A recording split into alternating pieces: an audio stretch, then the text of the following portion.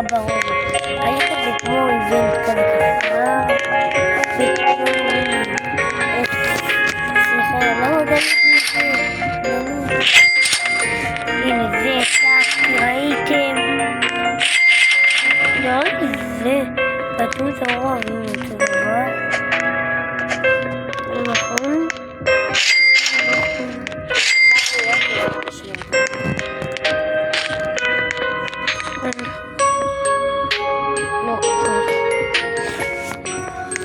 הוא מביא יותר מ-300 קנל.